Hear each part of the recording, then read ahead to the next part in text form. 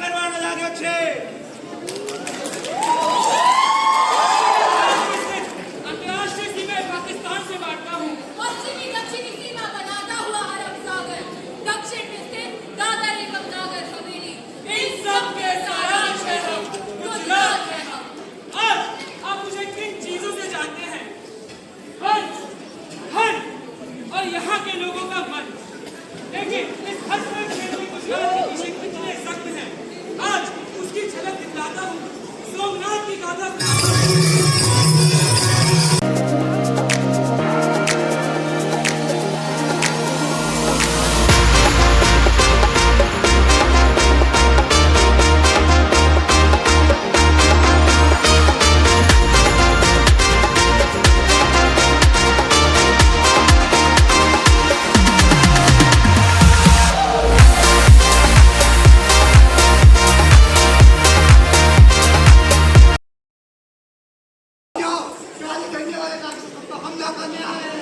क्या हुआ? शांत हो जा। कौन गाली करने वाले? कौन सा हमला? वो बहुत बड़ी सेना पर हमला करने आ रही है। क्या? रंबानु बंदी करो, कमिश्नर हट जाओ। चलो चलो सरपंच जल्दी चलो। पिछली बार आया था तो न जाने कितने मासूमों ने जान गंवाई थी। इस बार तो खून की नदियां ही बहा देगा। तावे क्या चाहे छू, शिव जी ने मंदिर क्यों ही छोड़ दे? आज तक हमारे इष्ट देव ने हमारी रक्षा करी है, आज हम उनकी रक्षा करेंगे। उस काले लुटेरे को अपनी धरा पे पैर नहीं रखे देंगे। इस पागल लड़की की बात मत सुनो। कोई नहीं बचेगा।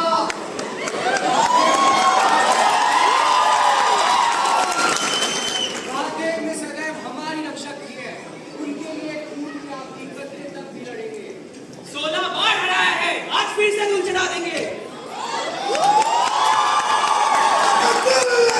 इन सबको मार दूंगा, सब लूट के चला जाऊंगा इनसे। 1926 में तुर्क शासक महमूद गजनी ने ना जाने कितने मासूमों की जान ली, लेकिन वहाँ के निवासियों ने उसे अपनी धरा पर कदम तक नहीं रखने दिया। हाथों की घड़ी बनाकर हमारे पावन सोमनाथ पर लेकिन उसे रोक ना पाए। ये गुणवती खरोच थी मेरे जिस्म की, असली घाव जो माया की नहीं गिरा सकते। मेरी ही धरा में द्वारका थी, उसे डूबता देख तो मुझे भी बहुत हुआ था। अब इस गुजरात को, इस भारत को मैं फिर टूटती नहीं देख सकती थी। अंग्रेजों की हार के बाद भारत को जोड़ने के लिए मेरी ही धरा से उगरे भारत के लौह पुरुष सरदार वल्लभ भाई पटेल।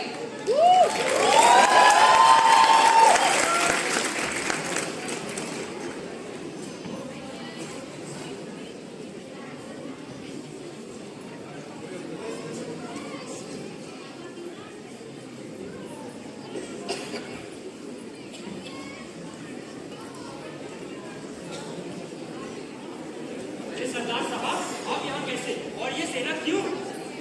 बैठिए, आपसे कुछ बात करनी थी। हम आपके लिए एक प्रस्ताव लाए हैं कि आपका हैदराबाद राज्य हमारे नए स्वतंत्र भारत में सम्मिलित हो जाए। और अगर मैंने आपके इस प्रस्ताव को इनकार कर दिया तो क्या फायदा है हैदराबाद का भारत में मिलने से? आपके इस सवाल के मुझे दो जवाब दिखाई देते हैं।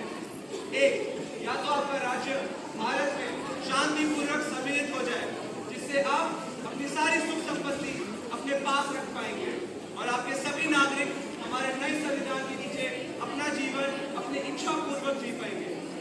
या दूसरा, हमें सेना बल का प्रयोग करके आपके राज्य पर जबरदस्ती कब्जा करना पड़ेगा। और सरदार साहब, ये तो वही भारत है जिसने अहिंसा के बल पर स्वतंत्रता हासिल की थी। तो आप मुझे एकदम से ये हिंसा का डर क्यों दिखा रहे हैं?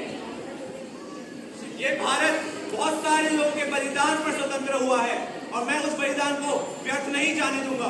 उसके लिए अगर मुझे बल का प्रयोग करना पड़े तो मैं नहीं डरूंगा। ठीक है सरदार साहब, मैं आपके इस प्रस्ताव को मंजूर करता हूँ। उसका बहुत बड़ा श्रेय सरदार पटेल को जाता है। अब मैं आपको अपने आज से रूबरू कराता हूँ। पिछले 75 वर्षों में मेरी प्रगति पूरे देश से ज्यादा तेज रही है, लेकिन मेरी संस्कृति यहाँ के नागरिकों ने आज भी संजो कर रखी है।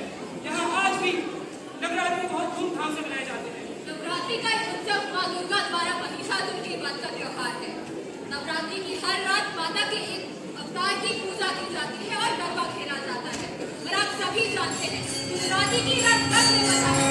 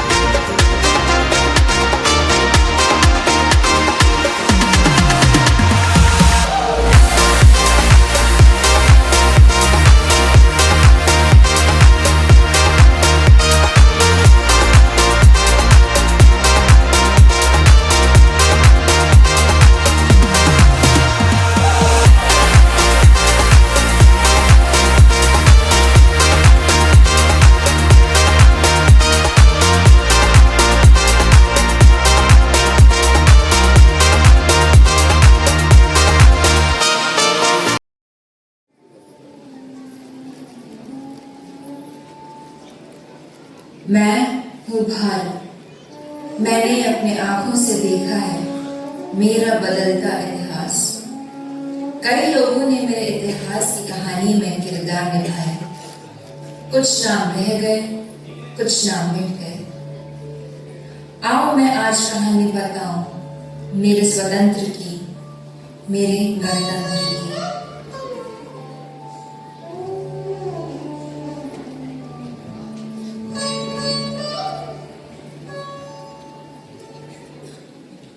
भारत का सबसे पहला स्वतंत्रता संग्राम अंग्रेजों के खिलाफ था 1857 का सिपाही विद्रोह या सिपाही मुजनी। लॉर्ड कैनिंग के शासनकाल में सैनिकों को ऐसे राइफल कार्ट्रिजेस का इस्तेमाल करना पड़ता था जिसमें काउ एंड पिग फैट चढ़ी होती थी, जो उनको अपने दांतों से काटना होता था, जो कि हिंदुओं और मुसलमानों दोनों के धर्म के खिलाफ था।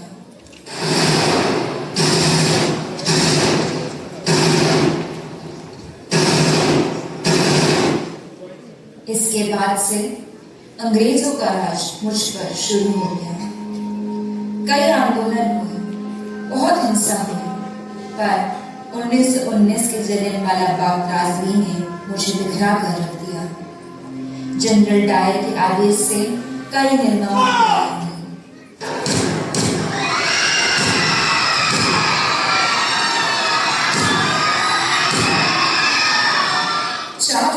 1922 को किसानों द्वारा एक हिंसक घटना हुई। किसानों की एक बड़ी भीड़ ने अंग्रेजी पुलिस थाने में आग लगाई, जिसमें 22 पुलिस वाले और 3 नागरिकों की मौत हो गई। इसे हम चौरी चौरा हत्याकांड के नाम से जानते हैं। 1927 में आम जनता ने साइमन कमीशन के खिलाफ आवाज उठाई और साइमन गो बैक के नारे लगाए।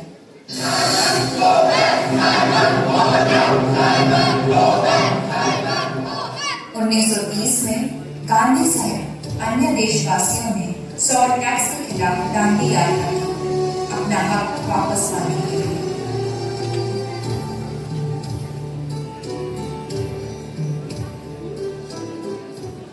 मार्च 1931 को मेरे वीर पुत्र भगत सिंह सहित राजगुरु और सुखदेव को फांसी हुई और वे मेरे नाम शहीद हुए।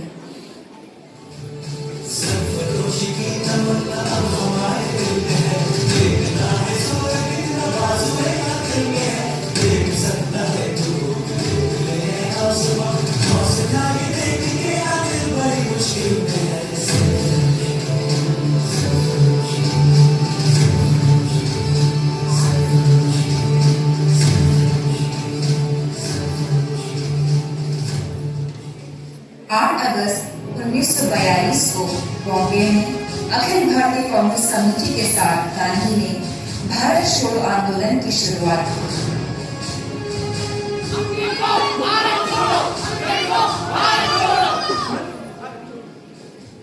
इसी बीच राष्ट्रबिहारी बोस ने इंडियन नेशनल आर्मी की शुरुआत की और इसे उच्च स्तर पर ले जाने के लिए 21 अक्टूबर 1947 को नेताजी सुभाष चंद्र बोस ने जिम्मेदारी ली।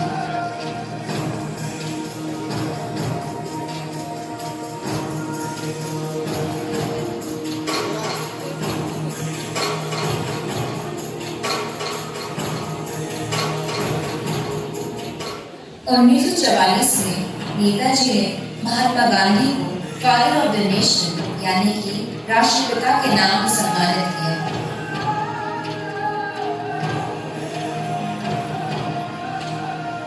15 अगस्त 1947 को कई सालों के मुश्किल दौर के बाद आखिरकार मेरे बहादुर बच्चों ने मुझे आजाद किया।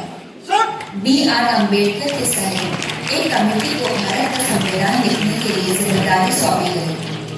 कॉन्स्टिट्यूएंट असेंबली को 2 साल 11 महीने और 17 दिन का समय लगा संविधान लिखने में।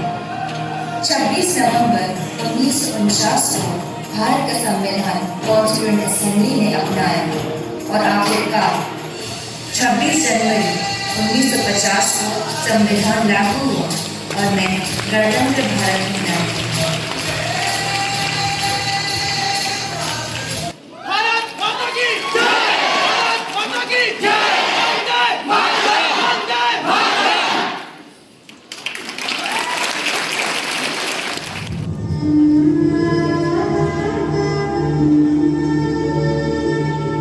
मेरे जवान दोस्तों, मेरे शहीद होने के बाद जब तुम मुझे मेरे गांव लेकर जाओगे तो ये बताओ, क्या मेरी मां का सामना कर पाओगे?